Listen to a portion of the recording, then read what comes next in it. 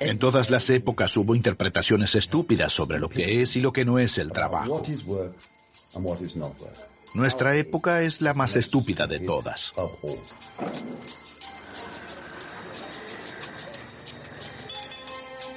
Usamos la tecnología digital para reforzar los mecanismos de explotación y automatización de la industrialización. Lo hacemos con dopaje digital. Una de las sorprendentes conclusiones de la pandemia de coronavirus es que nuestra vida laboral no enriquece nuestra vida, sino que más bien nos impide ser la persona que queremos ser.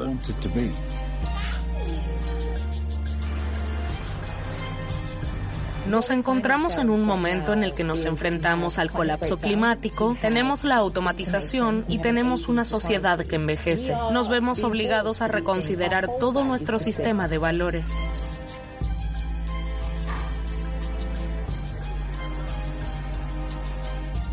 Desde hace 150 años, los economistas tienen la visión de que en algún momento seremos tan productivos que solo tendremos que trabajar entre 10 y 15 horas por semana para comprar las cosas que necesitamos para vivir. Pero esa visión nunca se hizo realidad.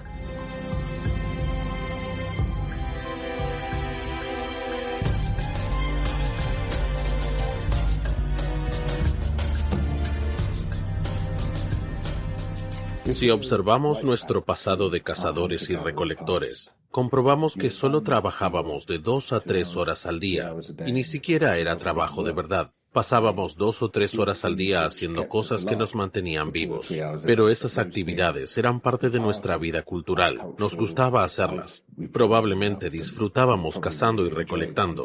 Quiero decir, eso es lo que la gente hace cuando tiene tiempo y dinero. Los ricos van a cazar y recolectar.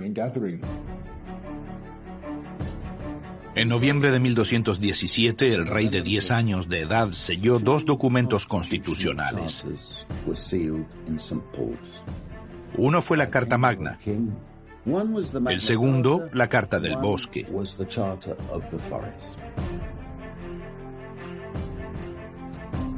La Carta del Bosque fue la primera carta ambiental. La primera que exigía un derecho de autoabastecimiento para todos. Según la carta, todos tenían derecho a acceder a las materias primas para poder trabajar.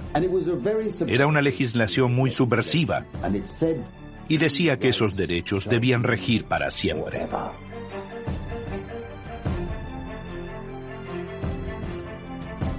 La idea de que a las personas se les negaría el acceso a los recursos que necesitaban para vivir y prosperar era completamente impensable en aquella época.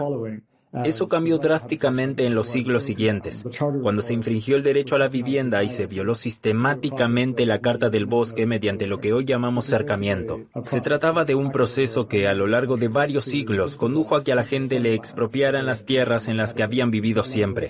Estas tierras fueron cercadas y privatizadas por los nobles y los terratenientes porque la gente no estaba dispuesta a renunciar a su propia agricultura de subsistencia y trabajar por un bajo salario en la finca de otro.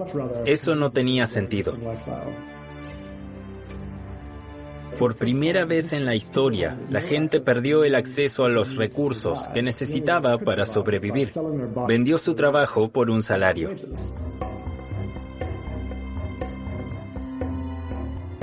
Los puestos de trabajo y las relaciones laborales son algo bastante nuevo. Antes la gente hacía cosas y las vendía, hasta que no pudieron comerciar más porque se hizo demasiado complicado. Desarrollaron el dinero de mercado, una especie de fichas de póker que se entregaban por la mañana y podían caducar al final del día, pero que permitían a la gente comerciar con todo tipo de bienes. Así surgió la clase media.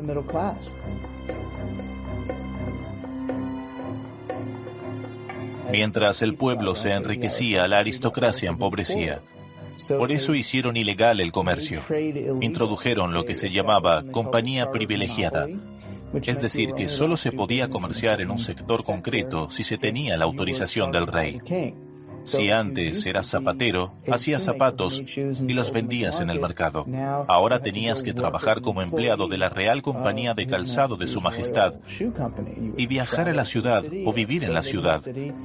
Y en vez de vender el valor de lo que creabas, Ahora vendías tu tiempo. Es la primera vez desde la esclavitud que se contrata a las personas.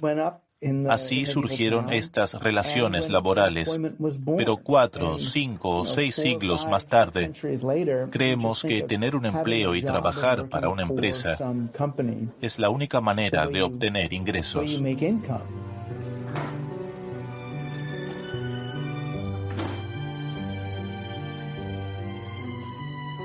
Trabajé en cafés y restaurantes y comprendí que no era eso lo que quería hacer para siempre. Entonces pensé que quería ser matrona. Después de mi formación, me hubiera ocupado de madres y bebés. Todavía era muy joven y conseguí mi primer trabajo en la estación de cardiología, donde hacía turnos de 12 horas. Llegábamos a las 7 de la mañana y trabajábamos hasta las 9 de la noche. Me ocupaba de 12 pacientes. Tenía ayuda, pero era la enfermera diplomada a cargo y tenía mucha responsabilidad. Recuerdo el caso de un hombre joven que estaba cada vez peor. Teníamos que controlarlo continuamente y reportar su estado. Aunque reaccionaba, no parecía mejorar. Creo que, como enfermera, en un momento dado te agotas, llegas al límite. Y creo que cuando llegas a ese límite, debes pedir ayuda. Por desgracia, tuvo un paro cardíaco. En ese momento éramos solo 2 personas en la estación. Fue muy, muy triste. También fue la primera vez que tuve que dar una mala noticia. Jamás olvidaré cuando vinieron su mujer y sus hijos y tuvimos que decirle que había fallecido. Ninguno de mis amigos tiene esa responsabilidad. En mi caso, define mi vida.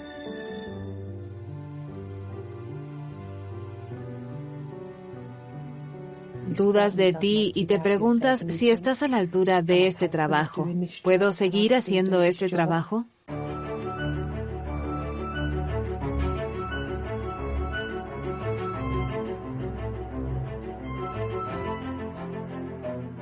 La historia comienza en la Inglaterra del siglo XVII con los puritanos.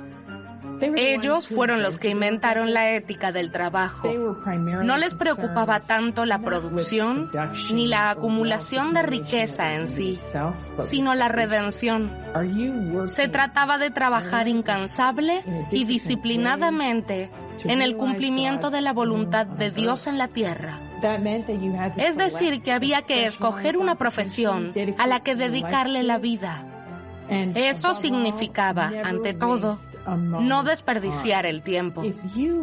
Si en un momento de inactividad, de repente te da un ataque al corazón o te parte un rayo, y por lo tanto no trabajas duro, es una señal de que tu fe ha disminuido. Podría significar la condena eterna.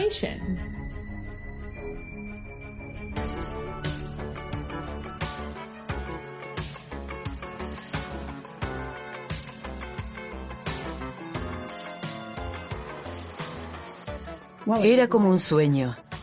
Era la época de Dallas y dinastía. Miraba cómo aterrizaban los aviones en el aeropuerto de Manchester y pensé, me voy a Estados Unidos. Así que me subí a un avión. Me mudé a Estados Unidos para aprender todo sobre negocios, donde todo giraba en torno a ser más grande y mejor, ganar más. Todos en Estados Unidos dicen, oh, esta persona tiene una ética de trabajo fantástica. Eso significa, básicamente, que trabaja un sinfín de horas y no tiene vida fuera del horario laboral.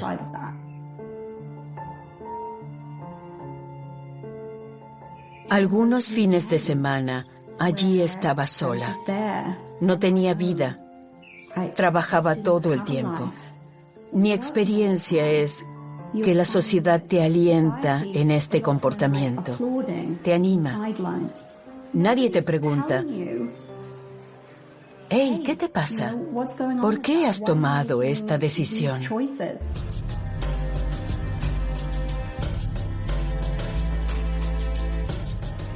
Con la llegada del capitalismo industrial, el modelo cambió totalmente. Cada vez más personas se vieron obligadas a depender del trabajo puramente remunerado. Fueron separadas de su tierra al arrebatársela y cercarla.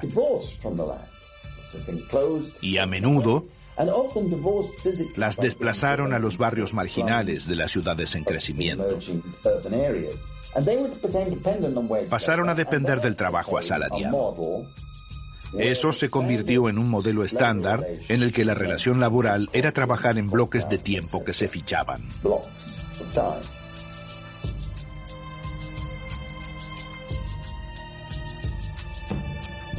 El cambio más importante al pasar de una economía en la que se crea valor a una economía en la que se vende tiempo es que se empieza a definir a las personas en términos de su utilidad.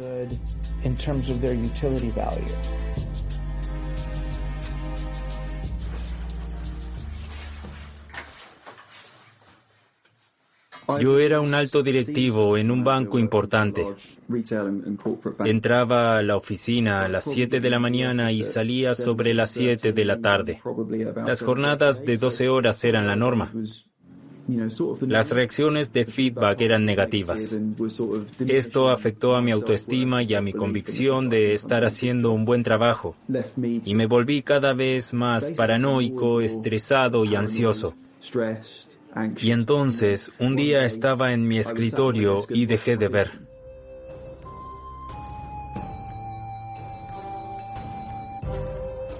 Este proceso comenzó al mismo tiempo a finales de la Edad Media, al mismo tiempo que la compañía privilegiada se creó la moneda central. Los monarcas dispusieron que quien usara algo distinto a este dinero debería morir, y así fue. Mataron a gente, hubo guerras. Si la gente quería hacer negocios, tenía que pedir prestada la moneda central con intereses. Y los intereses significan que debes devolver más dinero del que pediste. Entonces, ¿de dónde salen las ganancias? Se crean mediante el crecimiento económico. Eso funcionó muy bien para las potencias coloniales porque podían ir a África o a América y esclavizar a la gente, llevarse las materias primas y seguir creciendo. Y al menos en Occidente seguimos creciendo hasta el final de la Segunda Guerra Mundial. Entonces, todas esas colonias comenzaron a defenderse.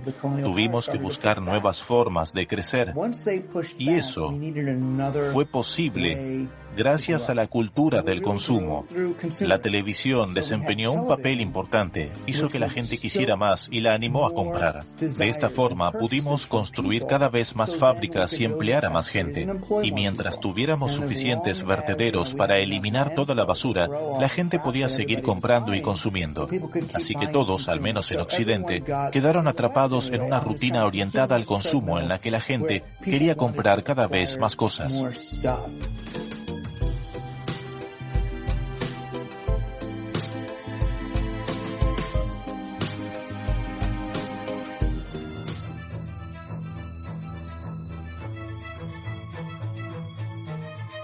Desde luego que la publicidad es solo una parte de la cadena, pero es la parte más importante. Es el eslabón, sin el cual no puede suceder nada más en esta cadena causal. La publicidad actúa como catalizador de una economía, basada en sacar recursos de un agujero en el suelo en un extremo del mundo, transportarlos varios miles de kilómetros, hacerlos llegar a las personas que los utilizan durante unas horas, minutos o segundos, y luego los arrojan a un agujero en este lado del mundo. Así, es básicamente cómo funciona la economía. Y sin la publicidad, no funciona. Al meter toda esta basura electrónica inútil, todo este plástico y metal en nuestras vidas, en este gran abismo que se está abriendo en nuestras vidas, estamos destruyendo nuestro propio sustento, todo el planeta que nos da vida y nos permite sobrevivir. Y así, algo que comienza como un simple proyecto para vender más mercancía, termina siendo un proyecto que destruye al ser humano y a todas las otras especies con las que compartimos el planeta.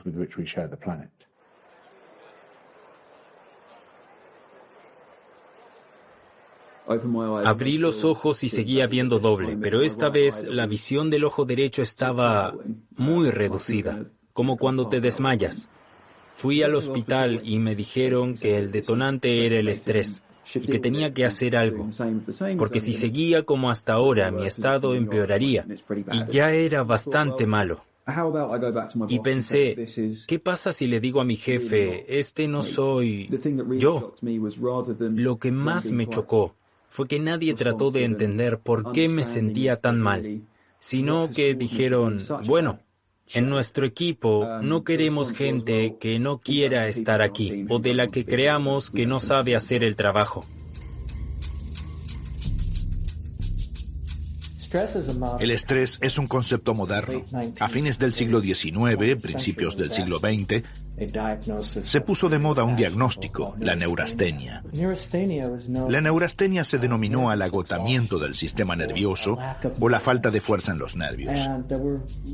Había tratamientos extravagantes, como conectar a los pacientes a electrodos para recargar sus nervios. A eso se lo llamó cura de reposo.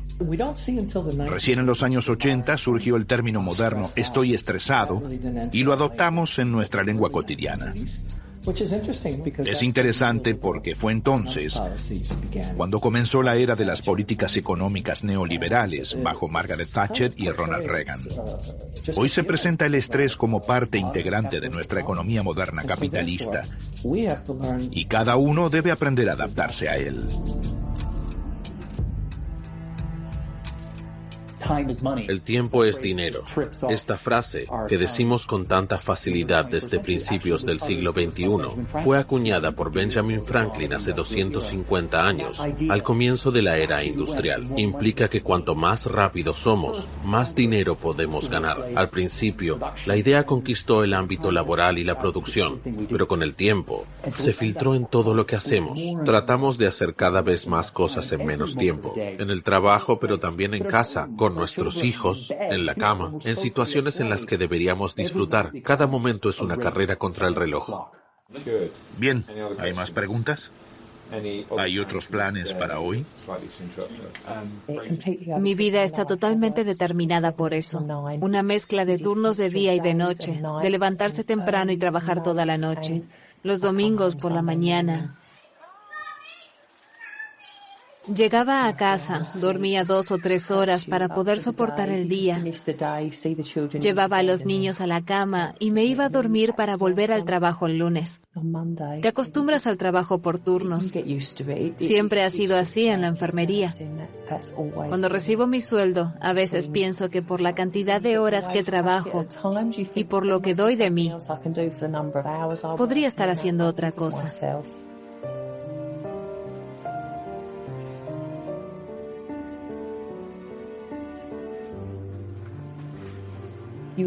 Trabajadores de la limpieza con contratos de 0 horas que trabajan en un lugar de día y en otro de noche. Esa cultura del burnout y el exceso de trabajo no está ligada a un lugar y a un sector. Se ha convertido en la norma.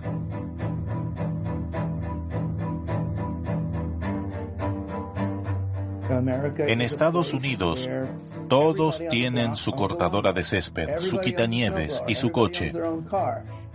Al principio parecía una buena idea, porque todos trabajan, todos ganan dinero y le compran cosas a otra gente. Pero eso provocó una especie de frenesí consumista que básicamente lleva a que todos estén descontentos, porque ninguna compra aporta realmente satisfacción interior.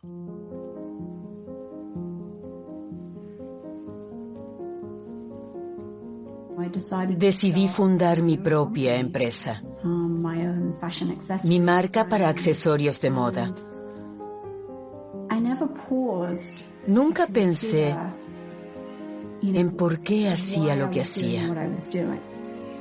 Me sentía obligada a trabajar más y más y más. Se habla del workaholic y la adicción al trabajo. Pero ¿sabe la gente realmente lo que esto significa? No podía parar. No me daba cuenta de que me estaba destruyendo. Pero la verdad es que me estaba enfermando físicamente.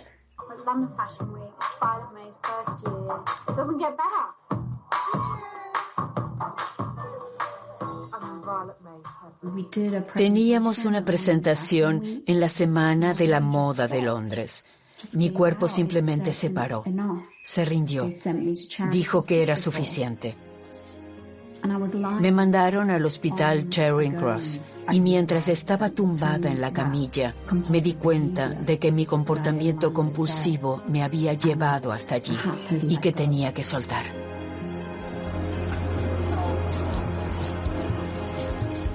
Si revisas tus correos electrónicos para responder a tus clientes o resolver los encargos de tu jefe, está bien. Pero, ¿después llegas a casa y sigues enviando correos electrónicos? ¿Qué estamos haciendo? Trabajamos todo el tiempo, trabajamos en el trabajo y trabajamos en nuestro tiempo libre. Es una locura.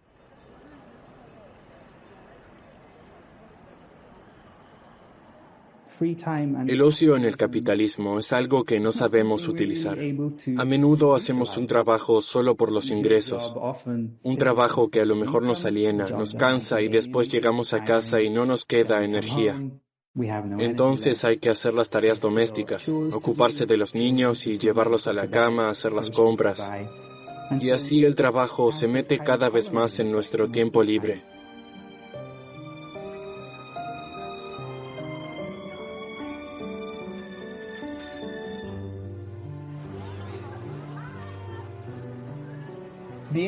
Lo interesante es que en la transición hacia la era digital todavía aplicamos el modelo explotador y controlador de la era industrial.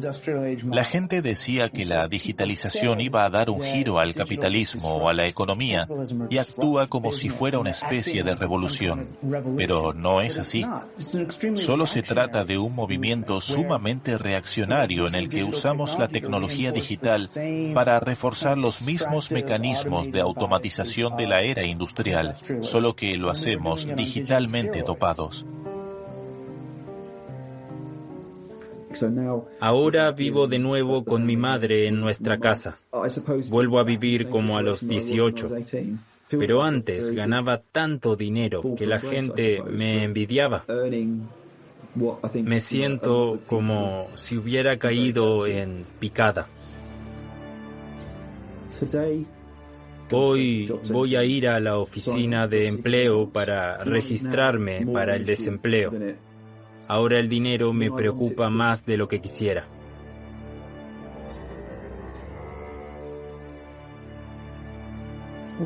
El Estado y las empresas colaboran estrechamente para asegurar que la economía sea rentable para las personas que poseen capital. Y eso requiere gran cantidad de trabajadores que no pueden negarse a trabajar. Porque el que no se esfuerza para conseguir trabajo se queda entre los pobres inferiores. Es un holgazán y no merece tener acceso a los recursos del Estado. Esto ya se observaba hace siglos, cuando había casas de caridad, y a las personas consideradas demasiado holgazanas para trabajar, se las obligaba a aceptar trabajos horribles en condiciones espantosas.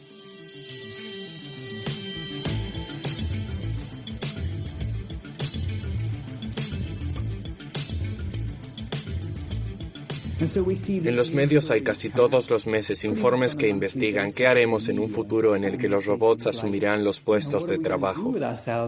Y nosotros ya no tendremos que trabajar. Y cuando veo esas historias pienso, ojalá tuviéramos esa suerte.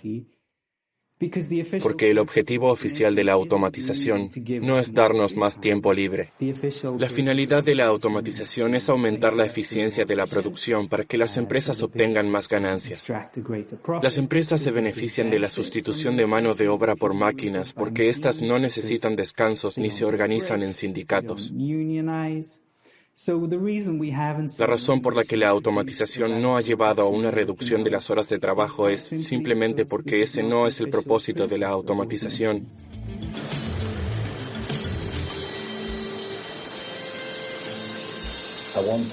Quiero ver la destrucción del trabajo aburrido. Pero lo que realmente ha provocado la automatización y el cambio tecnológico es el aumento de la desigualdad.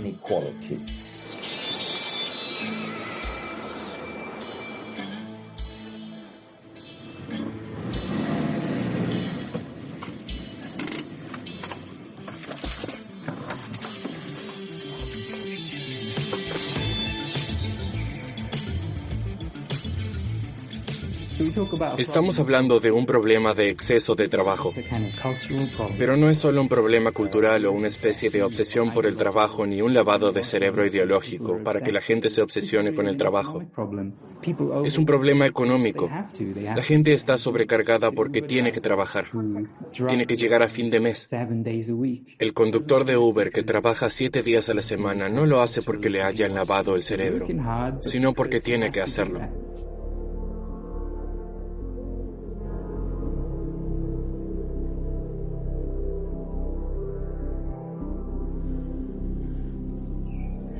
En el hospital tuve una revelación.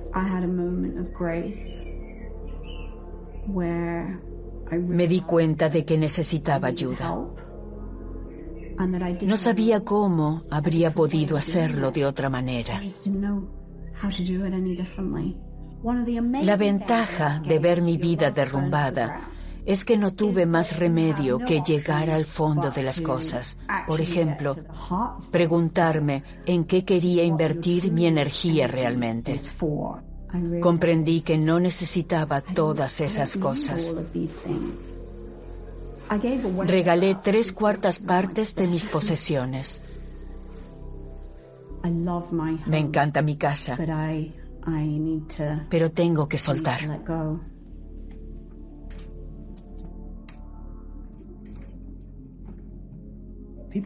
Actualmente, la gente está muy preocupada por el desempleo tecnológico. La idea de que las tecnologías automatizadas sustituirán a los humanos en determinados sectores del mercado laboral. En esa situación en la que el trabajo fracasa como mecanismo de distribución de ingresos a todos, vamos a tener que encontrar otra forma de lograrlo. Una opción podría ser la renta básica universal.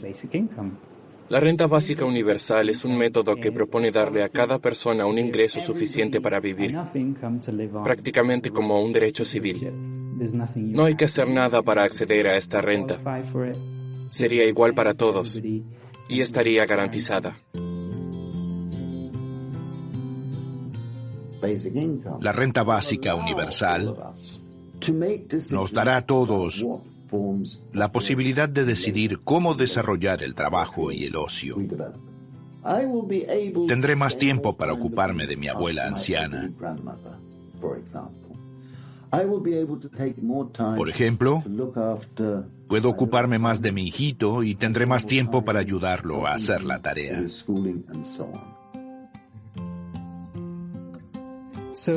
Una de las ventajas de la renta básica universal es que nos libera del látigo económico que nos persigue cuando decidimos sobre dónde trabajamos, cuánto trabajamos, etc. Y podemos tomar esas decisiones de forma más independiente y cabal, y con un respaldo económico.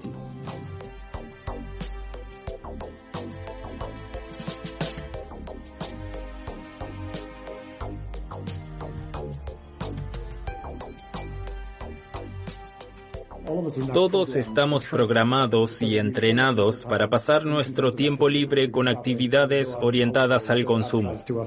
Vamos de compras o a las vacaciones que se anuncian en el metro. Será crucial replantearnos qué es el ocio a medida que avancemos a una sociedad más orientada al tiempo libre, ya que en el tiempo libre debemos aprender a limpiar nuestra casa, cocinar nuestra comida, cuidar el jardín y hasta montar muebles. Pienso más bien en una asistencia básica universal, como un nuevo sistema de guardería universal y gratuito. Imagínense si tuviéramos viviendas muy accesibles, energía renovable muy accesible, transporte público muy accesible, Wi-Fi muy barato o incluso gratuito. Esas son las cosas que les permiten a la gente vivir con seguridad, sin tener que trabajar tantas horas como hacen ahora. Tener tiempo para reflexionar probablemente sea uno de los componentes más esenciales de la libertad. Si observamos el ocio desde esa perspectiva, podríamos verlo como una cuestión de justicia distributiva. El dinero también lo consideramos una cuestión de justicia distributiva. Los gobiernos deberían implementar medidas que garanticen que todos reciban su parte justa. El tiempo para reflexionar es la principal víctima de la cultura de largas jornadas laborales. Y creo que el tiempo para reflexionar es realmente importante para la libertad. Pensar en nuestros roles, nuestros hábitos, nuestras prioridades. ¿Son realmente nuestras prioridades? ¿Las heredamos de alguna parte? Sin tiempo para reflexionar, no tenemos tiempo para cuestionarnos esas cosas.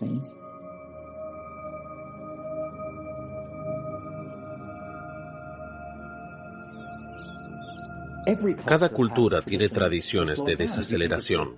Cuando pensamos en la tradición judeocristiana, tenemos el Shabbat. Es el día de descanso para detenerse y orar. Y sabemos que la oración es la forma máxima de desaceleración, de estar en el presente, de reflexionar, de bajar del egoísta torbellino de los negocios, para estar en el ahora y observar la imagen general.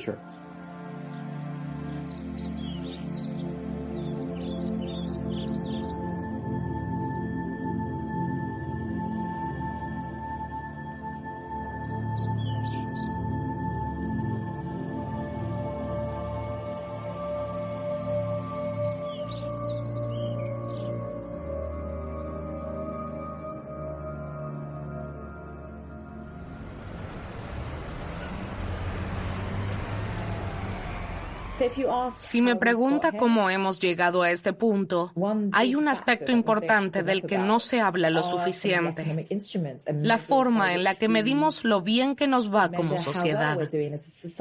Un indicador económico es el Producto Interno Bruto, que simplemente suma todo lo que hemos producido. Por ejemplo, armamento, pero también todo tipo de contaminación ambiental. Eso no es un indicador del éxito, no es un indicador del bienestar de la sociedad ni de la felicidad. No es un indicador de la salud de la sociedad ni de la pobreza infantil, sino que excluye todas esas cosas de la ecuación. Y lo empeora porque trata a las personas como si fueran robots. Producir, producir, producir. Si tenemos una sociedad que envejece, tenemos que preocuparnos de las personas. ¿Cómo es la productividad? ¿Despachar más ancianos por día y dedicarles menos tiempo? Eso deshumaniza nuestra economía. Nos dejamos llevar por un objetivo que nos está enfermando.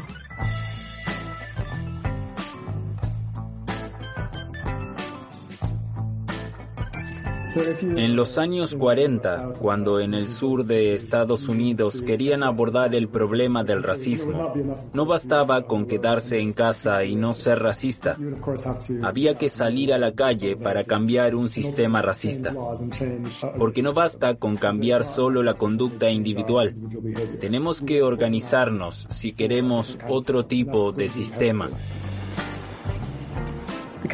Los países que lograron reducir la jornada laboral no se basaron en las decisiones individuales. En los casos en los que se ha implantado, fueron los grandes sindicatos los que año a año decidieron que había que exigir algunos minutos menos de jornada laboral por semana, además de un pequeño aumento salarial. Si actuamos juntos como sociedad, podemos reducir la jornada laboral de forma que beneficie a todos, no solo a unos pocos. Una opción para lograr la transición hacia una economía más ecológica o humana consiste en regular fuertemente la publicidad o incluso liberar el espacio público de publicidad. Eso ya se probó en una serie de ciudades en todo el mundo con resultados increíbles. La industria publicitaria absorbe cualquier cantidad de energía creativa con sus objetivos faltos de toda ética. Liberen a los artistas de la obligación de trabajar para esas empresas y déjenlos crear un arte socialmente más productivo.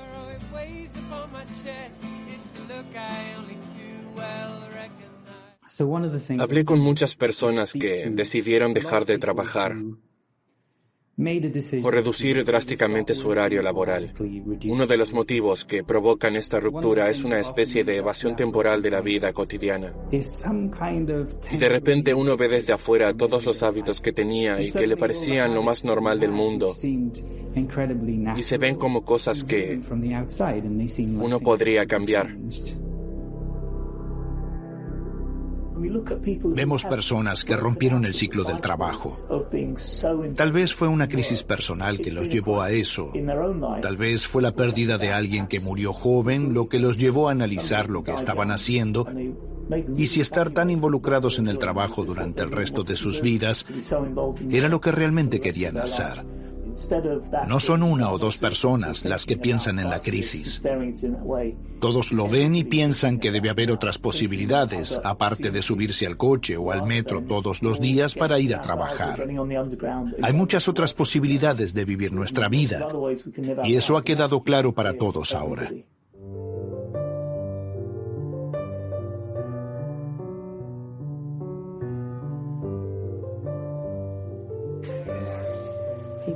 La actitud con respecto a las enfermeras ha cambiado. De repente, la gente con la que me encuentro se acerca a mí, incluso gente que conocía antes y que nunca había preguntado. Todos me preguntan cómo es el trabajo, qué pasa en los hospitales. Ahora es lo primero que pregunta la gente. De pronto nuestras profesiones acaparan la atención. Creo que nadie entendía realmente lo que hacíamos en los hospitales y el COVID nos cambió la vida laboral. Tuvimos que seguir adelante con un servicio de emergencias, trabajar muchas más noches y fines de semana. Y también decidir si volvíamos a casa. Algunos amigos solo habían visto a sus hijos a distancia durante 3 o 4 meses. Nosotros, como familia, tomamos la decisión de protegernos lo mejor posible y volver a casa para estar juntos cada noche. Fue una decisión importante en ese momento, pero no teníamos otra opción. O nos ocupamos de ellos, o nadie lo haría. Otra cosa que hemos aprendido de la pandemia es lo que son las profesiones esenciales. Resulta que los trabajadores más importantes son en su mayoría los que hemos tratado mal durante tanto tiempo. Son las personas cuya vida casi no percibimos, ni reparamos en lo importante que es su servicio a los demás. Son los profesionales de la limpieza, los repartidores. Son esas personas que los gobiernos envían de un lugar a otro. Muchos de ellos son inmigrantes recientes en países más prósperos y son los que básicamente mantienen vivos esos países. Y también comprobamos que muchas de las tareas que nos parecían importantes, la verdad que no lo son tanto. No son tan importantes para nuestro bienestar. No son tan importantes para mantener un país en marcha. Hemos hecho una valoración errónea del trabajo.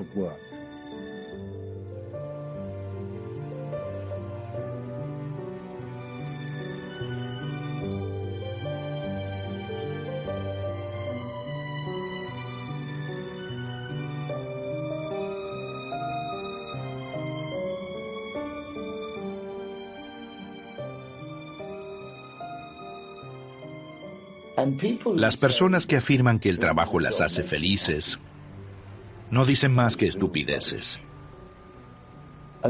Un trabajo no está para hacerte feliz. Un trabajo es, básicamente, un asunto funcional, instrumental. Voy a trabajar porque necesito el dinero.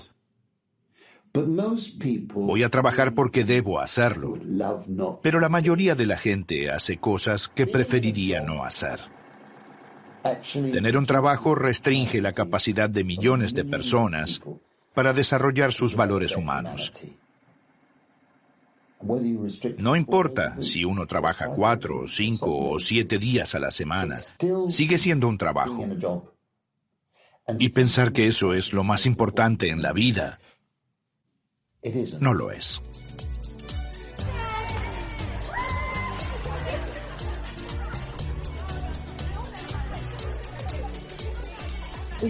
En los últimos 40 años hemos olvidado que en realidad somos animales sociales. Nos sentimos mucho mejor cuando estamos juntos, cuando nos conocemos, cuando conocemos a nuestros vecinos.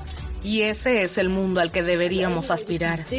Pero solo podemos lograrlo si tenemos más tiempo para reunirnos y más establecimientos comunales y públicos que podamos compartir para forjar esa conexión humana.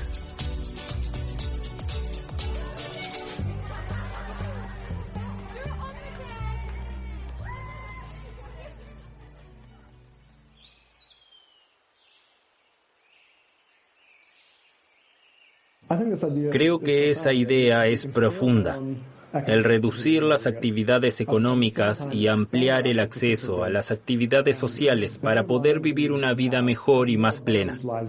Al mismo tiempo, se aborda el problema del colapso ecológico, por lo que es una situación en la que todos ganan.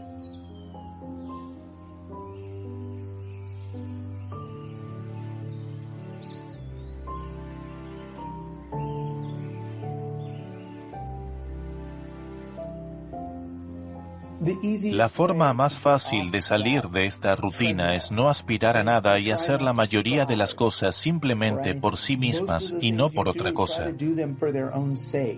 Porque nunca llegarás ahí. No necesitas llegar a ningún sitio si te das cuenta de que es ahora mismo cuando vives.